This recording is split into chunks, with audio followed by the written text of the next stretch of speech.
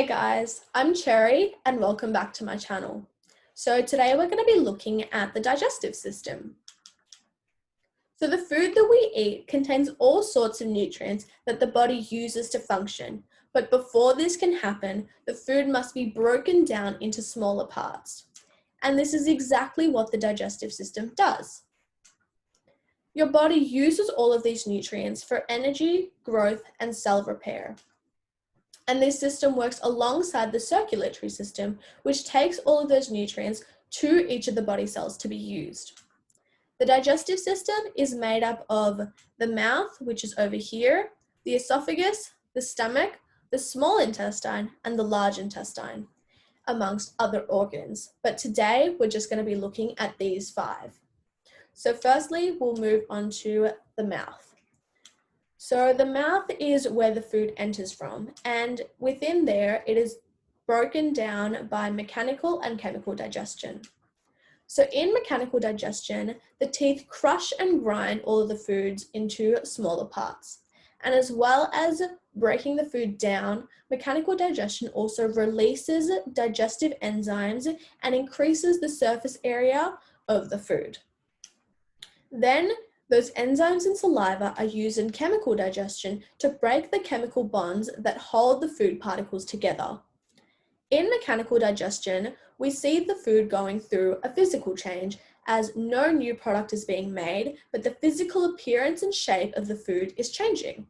Whereas in chemical digestion, we see the food going through a chemical change as the bonds are being broken and the particles are rearranged. Now we'll move on to the esophagus.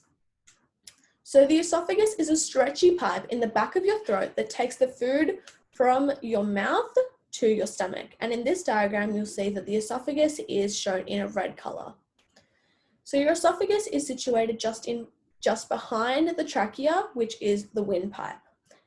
Your esophagus is about 20 centimeters long, which is double the length of the trachea.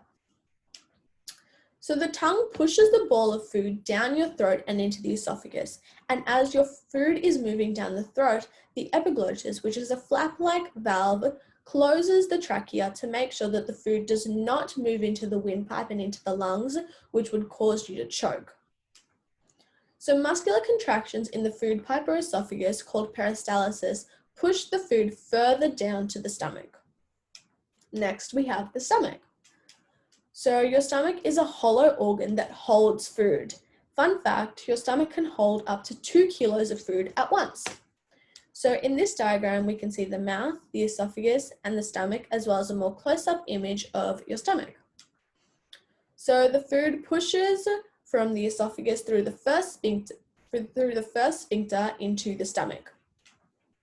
A sphincter is a ring-like valve that makes sure that the food does not move back up your esophagus. Here, the food mixes with more gastric juices, which then further break down that food, and this is another example of chemical digestion. Finally, the food goes through the second sphincter and into the small intestine, leaving the stomach. So in this diagram, you can see that the first sphincter would be about here, and the second one would be around here. Now we'll move on to the small intestine. The small intestine is a long, thin tube in which nutrients are absorbed into the bloodstream. And contradictory to the name, the small intestine is actually 6 meters long. So once the food has come out of the stomach and has entered the first part of the small intestine, which is the duodenum, it mixes with more enzymes and is broken down even further. So if you look at this diagram, this first lighter blue part is the duodenum. Then the food moves to the lower parts of the small intestine called the jejunum and the ileum. So the jejunum is just over here, and this is the ileum. The ileum is lined with millions and millions of villi, which absorb all of the nutrients and transfer it to the bloodstream.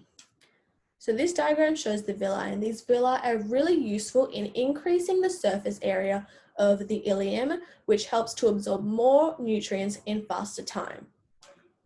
So whatever waste is left over makes its way to the large intestine. And finally, we have the large intestine. This is a shorter and fatter version of the small intestine and is the last part of the digestive system. So all of the undigested waste products and water end up over here. And in this area, all of the excess water is absorbed into the bloodstream and the waste changes from a liquid to a solid form. Then that waste can be excreted from your body.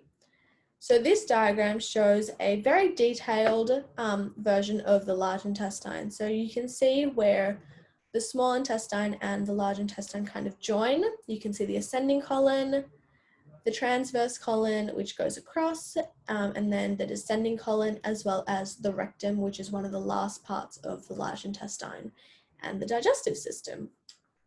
And finally, we have the journey of the food within your body. So firstly, food enters through the mouth, and this is where the digestive process begins, and it is broken down by mechanical and chemical digestion. The food then goes from the mouth to the stomach via the esophagus, and it is in the stomach that the food is further broken down. Next, it enters the small intestine and is broken down one last time. Then the villi in the lower part of the small intestine absorb all of the nutrients into the bloodstream. The blood takes those nutrients to the cells so it can be used, and finally, the waste goes into the large intestine and can be excreted out. So that's all that we have for today, and if you guys enjoyed this video, please go down and leave a like and comment, and please subscribe to my channel for more videos. Thank you so much for watching, and I hope you guys enjoyed. Bye for now.